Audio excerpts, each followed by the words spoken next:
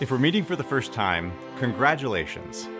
In this video series, we're going to review your third trimester checklist, so you're as prepared as possible for your delivery date and beyond. My name is Markus, also known as Mr. Homemaker. Since marrying my wife Kristen in 2012, we've been through this drill 3 times, and I want to share our lessons learned and recommend additional resources that will equip you to shepherd your wife and child through this exciting but stressful time. If you're in the first or second trimester of pregnancy, make sure you watch this video too. For the third trimester, I have sequenced a checklist of 10 items, plus a couple bonus tips from my wife along the way. For any pregnant women watching, congratulations to you. Please share this video with your husband, and then skip to the next video created for expectant mothers. And wives, give your husbands the space to figure this out without feeling accused or put upon. 3 months before your due date, or weeks 27 through 30 of pregnancy, the theme is to mitigate risks. The first thing is to recommit to her and your physical, bodily preparation for delivery. Ensuring proper nutrition is crucial for the well-being of both your wife and your developing baby. Adequate nutrition like getting enough iron, folate, whatever that is, calcium, and protein. These support the baby's growth and development while providing your wife with the energy she needs for childbirth.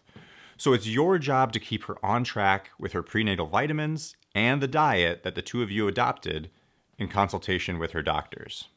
Hydration plays a vital role in both digestion and maintaining the amniotic fluids that protect and support your child developing in the womb. Sufficient sleep is essential for both her and your physical as well as mental rejuvenation. It promotes hormonal balances that are good for her and the baby, and it reduces everyone's stress. Getting enough sleep in the final trimester can be a challenge for pregnant women, and you need to take charge of making whatever adjustments to your daily life are necessary to help your wife overcome those challenges. One thing that will help is regular exercise and fitness activities, which will also strengthen her body, enhance her stamina, and prepare her muscles for labor. Make sure you do everything you can to help your wife develop the energy, endurance, and resilience, both physical and mental, that she'll need during childbirth. Number 2, as the due date draws near, you will likely detect a change in your wife's demeanor and behaviors as she becomes possessed by a combination of instincts and anxieties that are likely to manifest in some peculiar nesting behaviors. It's important for your wife's mental health and your marriage that she feels prepared and supported by you. It's also important that you monitor whether her behaviors are healthy and productive or self-defeating. On one end of the spectrum, your wife may want to build a bassinet or a co-sleeper in your bedroom so that your baby has a place to sleep. And that is a healthy and productive expectation. But be prepared for this to take an unexpected turn when, for example, she becomes fixated on you assembling a crib or installing baby gates around the house, even though you know for a fact that you won't need any of that stuff for another 6 or 9 months. That might be unreasonable, but it isn't harmful. And whether or not it makes any sense, maybe having baby gates installed is just what your wife needs to feel confident and relaxed going into childbirth. Or it may not. Surprise, you may find that no matter what she does or asks you to do, no amount of her nesting is going to put her at ease. When you start to detect that you've moved past a healthy outlet of nervous energy to a compulsive obsession that is failing to alleviate her anxiety, then it's time to shift from humoring her to directly addressing and managing her stress. Which brings us to number 3. Invest in her and your personal mental resilience. In addition to the healthy bodily habits we already discussed, make sure you are both prioritizing healthy daily mental habits like mindfulness activities, prayer, journaling, and socializing with friends and family who are supportive and encouraging. If those aren't enough to manage the anxiety that builds in the third trimester, consider consulting a mental health professional who can help your wife identify and confront the root causes of her fear or negative mindset. We are 3 action items into our list. We're still within the 8th month of your wife's pregnancy. As a visual learner myself who places a lot of value on feeling organized, I want to help you feel empowered rather than overwhelmed by everything in this video and in the resources we'll recommend. To help you, I've created a set of customizable tools and worksheets that are already populated with the action items I'm covering in this video. I highly recommend you download those files using the links below, and then you can use those tools to capture your own thoughts as you follow along and watch this and other videos, read books, and so on. Now, if you're confident that the two of you are managing your stress in a healthy way, then you're ready for number 4, beginning the discussion of your future work-life balance and household operations. Take charge of building out your joint calendar with maternity and paternity leave. There are several different strategies to consider if your employer will support them. But rather than the two of you taking your leaves concurrently and then simultaneously returning to work full-time, I would suggest arranging it so your transition to work is a lot more gradual. For example, after a few weeks with the baby at home, have a close relative stay with your wife while you go back to work 3 or 4 days a week. Later, when your wife is ready to return to work, you can take a week or 2 of paternity leave then to provide her with additional emotional support and help establish the new household routines. This approach allows both of you to manage work commitments while ensuring adequate support and adjustment time for each member of your growing family. And if you haven't already, you need to get on the ball with arranging childcare.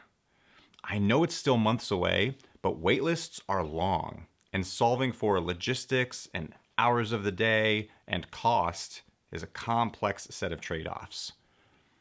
The final item to complete by week 30 is number 5. Establish your plan for returning from the hospital. The closer you and your wife get to the delivery date, the more tunnel vision you will get on the delivery itself. But when they discharge you from the hospital, you want to bring your wife and baby back to an orderly, cozy, welcoming household. Just take my word for it that in the final days and hours before you depart for the hospital, your attention will not be on making the beds, putting dishes back in the cabinets, or restocking the fridge. But when you come back home, those are exactly the kind of things that you will most wish had been done. So here's what you do.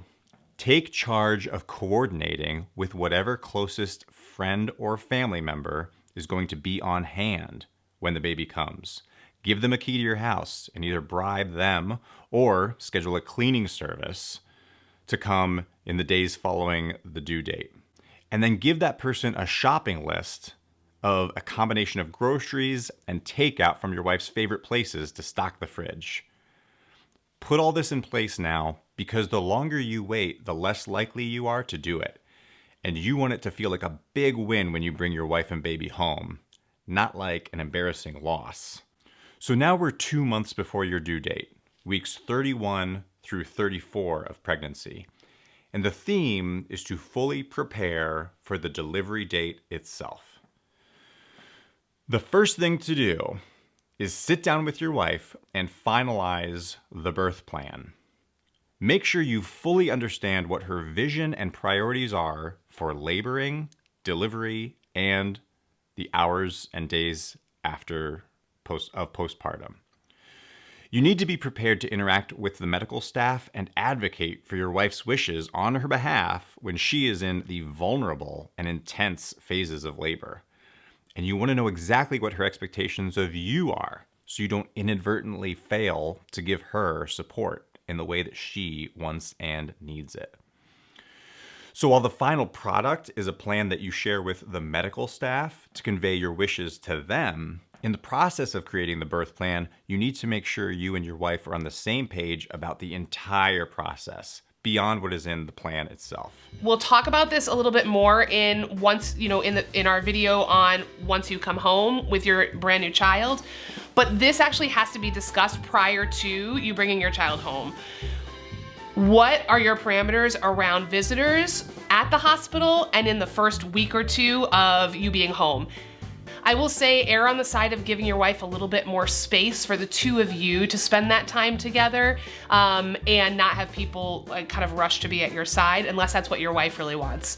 I just want you to know it's what I really wanted. I wanted my mom to be right there with me, but that was something we talked about ahead of time, and my husband knew that my mom and my sisters I was really comfortable with them being there, but for others we needed a little bit more space and time. Next, now that you and your wife have talked through the entire birth plan, create your packing lists for your hospital bags, both hers and yours. I have a lot to say about how to pack hospital bags, so look for a video dedicated to that. But for now, just make sure you consider what you'll need on hand to support the birth plan. If your wife wants a lot of pictures, make sure you have a primary and a backup camera with the chargers and the accessories and anything else that you might need. If your wife wants to labor in the shower or have a water birth, make sure you pack your swimsuit. And in all cases, make sure you have a few different snack options that each of you like. The third item to complete before week 34 of your wife's pregnancy is register and recon the hospital. By this time, you've learned the importance of making a reservation for dinner. Well, apply that same wisdom to preparing for the due date, so you don't have to see the disappointment on your wife's face when she has to wait in line or kill time in the lobby, because a woman in labor is understandably even less patient than a hungry woman. The reason that this is important is because with my third child, we were pre-registered, but we hadn't filled out all of the paperwork. And so when we got there, I was in active labor, and they were asking me basic questions about myself while I was standing at the desk with like holding one hand and holding Markus's hand with the other. So I highly recommend you do all of that before. When you get to your third kid, sometimes you forget to do that stuff, and like you'll live with the consequences. So call the hospital and ask how to pre-register for labor and delivery. You'll need your wife's photo ID, like a driver's license, her health insurance, and the name of her OBGYN. When it's all complete, print a hard copy for your hospital bag as a backup. And while you're on the phone with the hospital, find out when you can take a tour. When your wife is in labor, either you or the hospital staff will take her wherever she needs to go. You, however, will need to find your own way around the hospital several times. From parking the car, retrieving hospital bags from the car, running to the cafeteria or the vending machine, and meeting up with family in the waiting room. There's a lot of movement for a husband to handle while your wife is in labor and recovering from childbirth. So knowing your way around the gerbil maze of hallways and elevators is fundamental to handling those things well and getting back to your wife's side as quickly as possible. You're also going to learn about what facilities and supplies your hospital offers when you take that tour. So when you go, take with you a copy of both your birth plan and your hospital bag packing list, and then you can cross off anything that the hospital provides.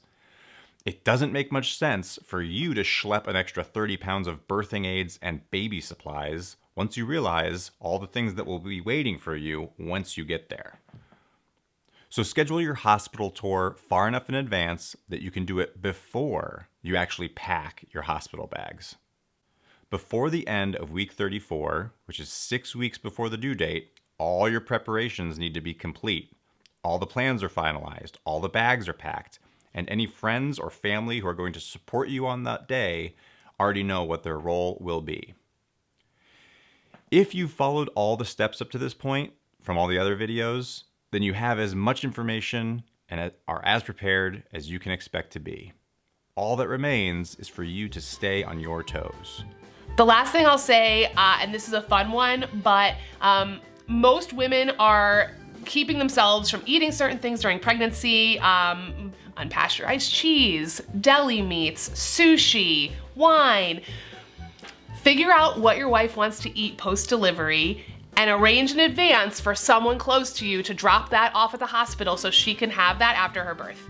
For me, it was sushi and an Italian sub, and it was the best thing ever. Just something fun for you to do and kind of something for her to look forward to, immediately after what is a very long and grueling time of delivering a baby. So her body will need to be replenished, give her something fun, and it just lets her know that you were thinking about her before your baby even came. From week 35 on, you need to maintain a constant ability to spring into action. You're not going on any weekend trips or late nights with the guys until this baby gets here, or for several weeks after. Anytime your wife is not with you, you need to know exactly where she will be and how you would get to her if she goes into labor. Is your wife still going to work? Then you need to know, how would you retrieve her from her workplace in the middle of the day? And think about adjusting your routines to minimize or eliminate scenarios where your wife is outside your ability to reach her and get her home or to the hospital. We had a scare in the final weeks of Kristen's first pregnancy when she was on a subway to work that came to a stop in the middle of a tunnel under the river for an hour. That was the last time she rode the subway to work until our baby came. The most important thing is to stay vigilant and remember that your due date is a guess, not a promise. Even if you scheduled a C-section in advance, your baby is going to come when your wife's body decides it's time. And it is not at all uncommon for that to happen as early as the 37th week or into the 41st. So for the next month, you need to eliminate distractions and keep your eye on the ball. Those were the 10 must-dos for the third trimester. In the following videos, we'll prepare you for the delivery room itself and beyond. I'll see you over there.